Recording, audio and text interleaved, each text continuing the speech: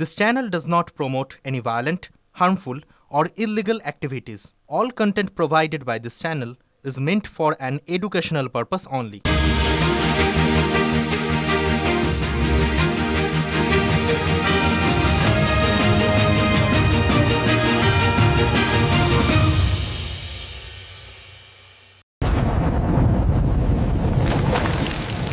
এখন তৃণমূল কংগ্রেসের মধ্যে দুটো ভাগ, একটা বামপন্থী ভাগ মানে তৃণমূল কংগ্রেস টিএমসিএম মার্ক্সবাদী, আর একটা টিএমসি কালীঘাট। এবার কে কোনটা নেবে তাদের বিষয়। আরে খেলা হবে, এবারের খেলা দুরন্ত খেলা।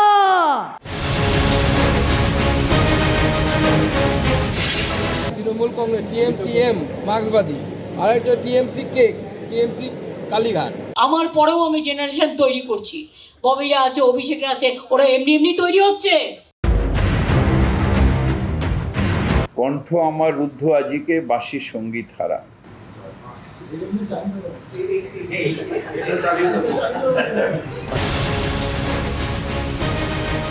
এটা হচ্ছে বিজেপির অপারেশন লোটাস।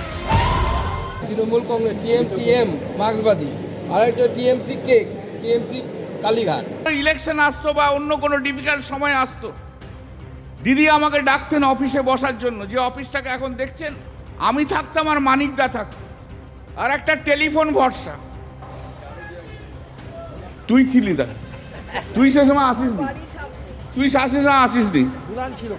ববি ছিল না, ববি অনেক পরে এসছে। ও যাই বলুক না কেন, আরো ছিল, ববি ছিল না, না না অরূপ ছিল। মানে আপনি ছিলেন মমতা বন্দ্যোপাধ্যায়ের অন্যতম সংখ্যালঘু মুখ দলের, আপনি বিরোধী শিবির ঋতব্রত বন্দ্যোপাধ্যায়ের শিবিরে কিছু বলছি না। ফিরহাদ হাকিম কোথায় বসেছিলেন? ফার্স্ট রোতে বিধানসভার বিরোধী দলনেতার চেয়ারের পাশের সিটে ছিলেন বিরোধী পক্ষের মুখ্য সচেতক আকরুজ্জামান। তার পাশের সিটটাই ছিলেন ফিরহাদ হাকিম। হতেই পারে বিধানসভায় ঢোকার পর ববিদা এখন বামপন্থী হয়েছেন, বাম দিকে যাচ্ছেন ঢুকে।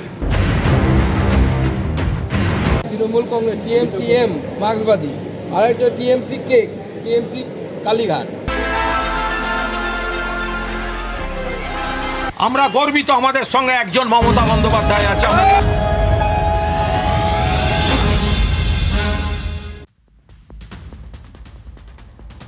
নমস্কার, TV9 বাংলায় আপনাদের স্বাগত জানাই। আমি ঠোঁটকাটা শুভজিৎ। একটা কোলাজ দেখাচ্ছিলাম, পরপর কিছু বক্তব্য, কিছু মন্তব্য। এবার প্রশ্নটা, তাহলে তৃণমূল তুমি কার? ওই বলে না, নারদ নারদ চলছে, পরিস্থিতিটা ওরকম, নারদ নারদ চলছে। আর সেখানেই রাজনীতি নামকরণ করে চিনিয়ে দিল। ওই কেমিস্ট্রিতে বলে না নোমেনক্লেচার, এক্ষেত্রে তাই, নাম দিয়ে যায় চেনা। কংগ্রেসের মধ্যে দুটো ভাগ, একটা বামপন্থী ভাগ মানে তৃণমূল কংগ্রেস টিএমসিএম মার্ক্সবাদী, আর একটা টিএমসি কালীঘাট। এবার কে কোনটা নেবে তাদের বিষয়। নারদে নারদে একেবারে রাজনীতি সরগরম হয়ে উঠেছে। আসল তৃণমূল কে? ঋতব্রতদের বিরুদ্ধে এবার থানায় গেল মমতা শিবির। কেন দেখাবো। বিনা অনুমতিতে দলের নাম ও প্রতীক ব্যবহার ঋতব্রতদের, এই অভিযোগ তুলে পুলিশের দ্বারস্থ কালীঘাট তৃণমূল। প্রতারণা, চক্রান্ত, ভিত্তিহীন তথ্য পেশের অভিযোগ তুলে পুলিশের কাছে মমতা বন্দ্যোপাধ্যায় শিবির। 2 থানায় লিখিত অভিযোগ কালীঘাট তৃণমূলের। ওদিকে আবার কালীঘাটের চাপ বাড়িয়ে বৈঠক করে বসল ঋতব্রত তৃণমূল। কলকাতার প্রাক্তন কাউন্সিলরদের নিয়ে গতকাল তপসিয়াতে তারা বৈঠকে বসেন। আমরা সেই খবর তৎক্ষণাৎ আপনাদের জানিয়েছিলাম, আজ আবার পরিস্থিতির কারণে বলছি, মনে করাচ্ছি। আর যখন তারা বৈঠকে বসেন, ততক্ষণে আবার ওই ক্ষোভ বিক্ষোভ ভুলে বিদ্রোহীদের ফিরে আসার ডাক দিয়ে দিয়েছেন মমতা বন্দ্যোপাধ্যায়।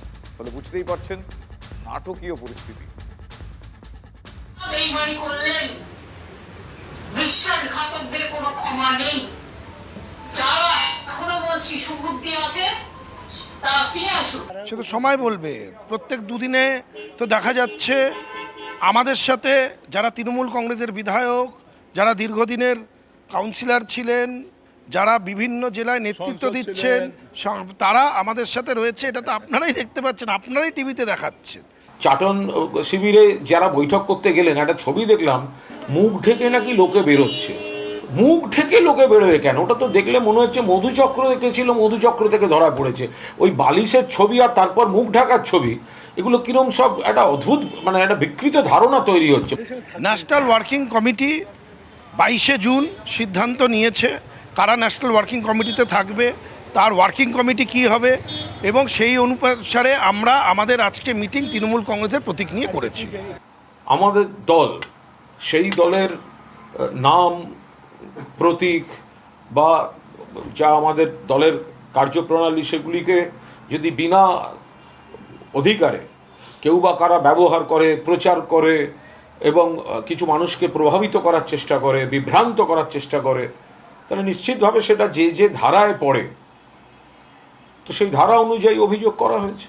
দ্বন্দ্ব কি? আমরা নিজেরা কনফিউজড, বিধানসভার মধ্যে আমরা কনফিউজড। কনফিউজড বটে সুকান্ত বাবু, তিনি তো খোঁচাটা দিয়েছেন তৃণমূল এম আর তৃণমূল কে বলে, বুঝতেই পারছেন, শুনুন। তো সুতরাং আজকে হঠাৎ কেউ বলে বসলো আমি তৃণমূল কংগ্রেস, এটা কোনো কথা হলো? গত সরকার, আমাদের যে সরকার, সেই সরকারের আমলে যখন রাজ্যপালকে জয় বাংলা বলতে বাধ্য করা হয়েছিল, সেটা যেমন ঠিক ছিল না, তেমনি একইভাবে ভয় আউট ভরসা ইন, এটাও একটা রাজনৈতিক স্লোগান। এটা স্যার কাম্য নয়। মাননীয় বিরোধী দলনেতা, আজকের বক্তৃতা আপনার ছিল আপনার ওই কমিউনিস্ট আন্দোলনের মতো। পশ্চিম বাংলার বিরোধী দলনেতার মতো বক্তব্য ছিল না। বিএ কমিটিতে শোভনদেব চট্টোপাধ্যায় এবং মূল তৃণমূল কংগ্রেস, আসল তৃণমূল কংগ্রেসকে ইচ্ছাকৃতভাবে রাখা হয়নি, তার কারণ গলায় বকলস বাঁধা বিরোধী দলনেতা চাইছেন স্পিকার সাহেব, আত্মসমর্পণ করে দিয়েছে। আমি সরকারকে এই কারণে ধন্যবাদ জানাবো যে আমাকে অন্তত সরকার হাউসের মধ্যে বলেননি যে 10 বছর মুখে লিউকোপ্লাস্ট লাগিয়ে বসে থাকতে হবে। এই কারণে আমি সরকারের কাছে কৃতজ্ঞ। আপনার মস্তিষ্কে কার্ল মার্কস আর হৃদয়ে লেনিন অথবা মাও সেতুং কাজ করছিল, যারা একটা সময় বলেছিল নেতাজিকে তোজর কুকুর, আর রবীন্দ্রনাথ ঠাকুরকে বলেছিল বুর্জুয়া কবি। তাদের কাছ থেকে উপদেশ আমরা নেব না। রাজনৈতিক পূর্বাভাসে তাক লাগিয়ে দিয়েছেন শ্রমিক ভট্টাচার্য। তিনি বারবার বলেছেন তৃণমূল ফিরবে না, না এটুকু বলে তিনি কিন্তু থেমে থাকেননি। হ্যাঁ, আপনাদের অনেকেরই মনে আছে তিনি কি বলেছিলেন। তিনি বলেছিলেন যে অনুপম খেরের মাথায় চুল গজালেও গজাতে পারে, তৃণমূল ফিরবে না। যাকে নিয়ে কথা, মানে অনুপম খের, আর সেই অনুপম খেরের সামনেই পড়ে গিয়েছেন শ্রমিক ভট্টাচার্য। আর শ্রমিকের ওই ভাইরাল মন্তব্যের কথা অভিনেতা মানে অনুপম খের নিজেই তুললেন, দেখুন। অলকানন্দা তৈল সামান্য মাখিলেই চুল ওঠে। শোনা যায় ঠাকুরবাড়িতেই তৈরি ভেষজ তেলের বিজ্ঞাপনী লাইন এভাবেই লিখে দিয়েছিলেন রবীন্দ্রনাথ ঠাকুর। চুল গজানোর কিচ্ছা এখন বাংলার রাজনীতিতেও। ভোটের প্রচারে তৃণমূলকে কোণঠাসা করতে গিয়ে অনুপম খেরকেও টেনে এনেছিলেন শ্রমিক ভট্টাচার্য। রবিবার শ্রমিক সাক্ষাতে চুল গজানোর সেই মন্তব্যই টেনে আনলেন অভিনেতা অনুপম খের।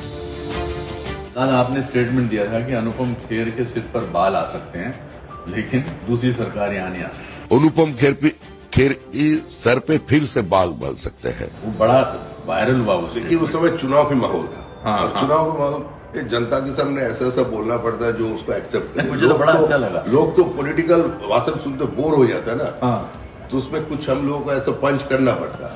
और मुझे बड़ा अच्छा लगा आपको जवाब दिया। मैंने कहा भाई आप मुझसे ये प्रार्थना ना करिए कि मेरे सर पे बाल आए। हम तो अभी भी तो दूसरा बात है, लेकिन हमारा कहना यही था कि देखिए आसमान जमीन पे आ सकते हैं, जमीन आसमान पे जा सकते हैं, और गंगा जी का पानी राइटर्स में घुस सकते हैं। लेकिन अनुपम खेर की सर पे फिर से बाल बन सकते हैं, लेकिन चौथे बार के लिए तृणमूल कांग्रेस सत्ता पे नहीं आ रहा है, वो आया नहीं। বিজেপির রাজ্য সভাপতি বলেছিলেন অনুপম খেরের মাথায় চুল গজাতে পারে, কিন্তু अनुपम खेर की सर पे फिर से बाल बन सकते हैं, लेकिन तृणमूल कांग्रेस सत्ता में आएगा ये सपने की बाहर का था, हो ही नहीं सकता। সে সময় শ্রমিকের মন্তব্য সোশ্যাল মিডিয়ায় শেয়ার করেছিলেন অনুপম খের। মস্করা করে লিখেছিলেন, আরে ভাইয়াজি, আমি আপনার কি ক্ষতি করেছি? আমার মাথায় চুল গজাক এমন আপনি চাইছেন কেন? এ জন্মে আমি আর চাই না। জয় শ্রীরাম। রবিবার শ্রমিক ভট্টাচার্যের সঙ্গে দেখা হতে সেই কথা পারলেন অনুপম খের। দারুণ লেগেছে বললেন সে কথাও। और मुझे बड़ा अच्छा लगा आपको जवाब दिया मैं, और मुझे बड़ा अच्छा लगा आपको जवाब दिया। শুধু অনুপম খের নন, ভোটের পূর্বাভাস দিতে গিয়ে গোয়েন্দা চরিত্র একেন বাবুকেও টেনে এনেছিলেন শ্রমিক ভট্টাচার্য। একেন বাবুর মাথায় চুল গজাতে পারে, কিন্তু তৃণমূল চতুর্থবারের জন্য আসবে না। চুল এবং বাংলার রাজনীতি, চ্যালেঞ্জ এবং চুল গজানোর রাজনীতি, এবার তাও দেখেছে বাংলা। 2023 সালে মাথা মুড়িয়ে বিজেপি নেতা কৌস্তব বাগচি পণ করেছিলেন, রাস্তায় মাথা চুল কাটলাম, প্রতিজ্ঞা হচ্ছে যতদিন মমতা বন্দ্যোপাধ্যায়কে উৎখাত না করতে পারবো মাথার আমার চুল ততদিন গজাবো না। তা নিয়ে কম চিমটি কাটেনি তৎকালীন শাসক তৃণমূল। কিছু করার নেই, আপাতত মানে ওই চুলহীনই থাকতে হবে। কৌস্তব আত্মবিশ্বাসী ছিলেন। বিয়ের পিড়িতে বসার দিনও তিনি বলেছিলেন, আমাকে বেশি দিন অপেক্ষা করতে হবে না, হয়তো 26-এ আমার মাথায় চুল গজাবে, আমার এই নিয়ে কোনো রকম কোনো সন্দেহ নেই। 26-এই পালা বদল হয়েছে, কৌস্তবের চুল গজানোও শুরু। দেখো মাথায় চুল গজাচ্ছে আস্তে আস্তে। মানুষ এই সমস্ত অপমানগুলো জবাব দিয়েছে, আমি আমার প্রতিজ্ঞা থেকে কিন্তু এক চুলও সরিনি। ওই গানের কথায় জো ওয়াদা কিয়া वो নিভানা পড়েগা। অনুপম খের যদিও একেবারেই চান না চুল গজাক, চান না পাল্টে যাক সেই মুখটা যাকে চোখ বন্ধ করে চেনে গোটা দেশ। और मुझे बड़ा अच्छा लगा आपको जवाब दिया। मैंने कहा आप मुझसे ये प्रार्थना ना करिए कि मेरे सर पे बाल आए। हम तो अभी भी একটা বিধানসভা ভোট এমন দৃশ্যপটেরও জন্ম দেবে কে ভেবেছিল? Bureau report, TV9 Bangla. দেখলেন অন্যরকম চুলোচুলি, কিন্তু ডিম সাম্প্রতিককালে ব্রহ্মাস্ত্র হয়ে উঠেছে। আর ডিম হামলার পর এবার কালি। দমদম পুরসভার কাউন্সিলরকে মুখে একেবারে কালি মাখিয়ে দিলেন স্থানীয় মহিলারা। দমদম পুরসভার 4 নম্বর ওয়ার্ডের কাউন্সিলর তাপস রায়ের বিরুদ্ধে সরকারি জমি দখল করে পার্টি অফিস তৈরি করার অভিযোগ উঠছে। আর সেই অফিস থেকে মৃত ব্যক্তিদের voter card, bundle bundle ration card, জমি বাড়ির বহু নথি উদ্ধার হয়েছে। তাপস রায়কে মারধর করে মুখে কালি মাখিয়ে পুলিশের হাতে তুলে দেন মহিলারা।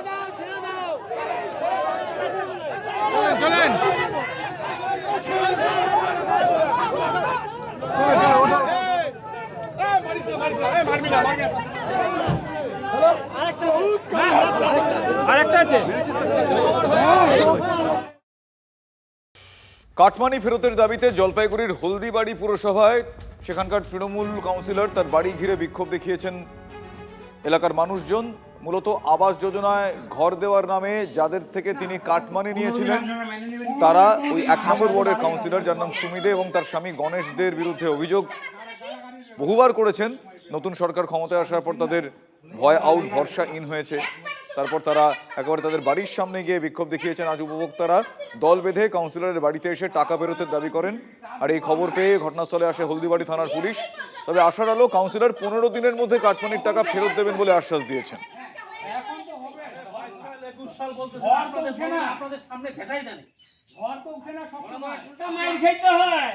কাউন্সিলর আমাদের ঘর দিচ্ছে, টাকা নিচ্ছে 25,000, টাকা ফেরত চাইতে আসছে।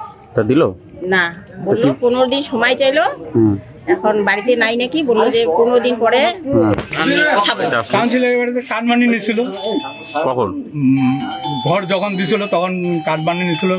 তারপরে বলতেছে যে টাকা যদি না দাও তাহলে তো কাগজ যাবে না। টাকা যখন দিছি, জমি বিক্রি করে টাকা দিছি। হ্যাঁ, আমার তো জায়গা জমি কম, টাকা পয়সা কম, জমি বিক্রি করে টাকা দিলাম। কত টাকা দিয়েছিল? 25,000 টাকা নিয়েছি। কিসের জন্য? ঘর পাচ্ছি। ঘরটা পাইছি। এখন সরকার তো পাল্টাই গেছে, সরকার বলতেছে কাটমানি রিটার্ন হবে, তার জন্য সবাইকে দিচ্ছে, আমরাও তার জন্য আসছি। 25,000 টাকা নিচ্ছে আমার ঘরের জন্য, সে ঘর বাবদে আমি এখন 25,000 টাকা আমি রিটার্ন চাই, আর কিচ্ছু পয়সা আজকে আমার লাগে। কবে নিয়েছিল? যখন ঘর দেয়।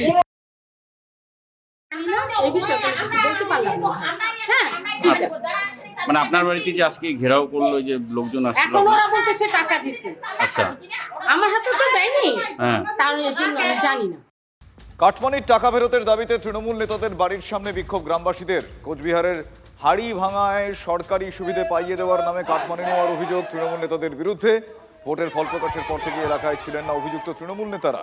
গ্রামে ফিরতেই টাকা ফেরতের দাবিতে তৃণমূল নেতাদের বাড়ি ঘেরাও করে বিক্ষোভ।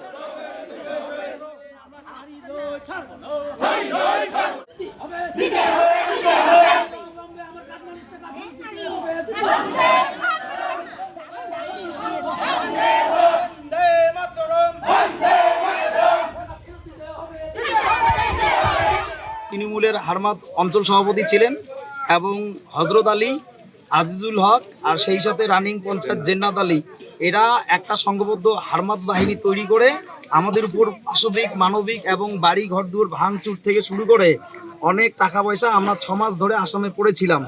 হ্যাঁ, আর আমরা যখন বাড়িতে পৌঁছাই, এটা কখন হয়েছিল? পঞ্চায়েত নির্বাচনকে কেন্দ্র করে। সেই সময় আমাদের কাছ থেকে যারা আমরা বাড়িতে পৌঁছাই প্রত্যেকের কাছ থেকে কাটমানি, কেউ 50, কেউ 40, কেউ 30, আমি নিজে 30,000 দিয়েছিলাম। হ্যাঁ, ঘরের পাশাপাশি বর্তমানে ওরা ঘরের মানে আবাস যোজনার টাকাও কাটমানি হিসাবে নিয়েছে। টিএমসির নেতারা, হারমাদ বাহিনী সমস্ত আমার বাড়ি ঘর, আমার দাদা ভাইয়ের গ্রামের সব কিছু আমাকে ধ্বংস করে দিছে। ক্যাশ করছে একটা করে, আপনার পাবলিকের পুরো একটা করে ক্যাশ করছে, কমসে কম 10টা 12টা করে ক্যাশ করছে, বাড়ি নির্যাতন করছে, বাড়ি ঘর ভাঙ দিচ্ছে। বাড়ি ঘর এখনও ভালো করতে পারিনি স্যার, এখনও ভাঙা রয়েছে। সমস্ত টাকা আমার কারবানি টাকা নিছে, একজন করে 80,000, 50,000, 60,000, 70,000 এমন করে আমার কাছ থেকে টাকা নিছে, কাটমানি নিছে। 50,000, 60,000, 80,000, আবার চাষার কাছে নিচে 80,000, আমার কাছে নিচে 50,000, এমন করে সবাই টাকা দাবি করিয়ে এমন করে সবাই টাকা নিছে। টিএমসির হারমাদ বাহিনীগুলা এমন করে টাকা নিছে।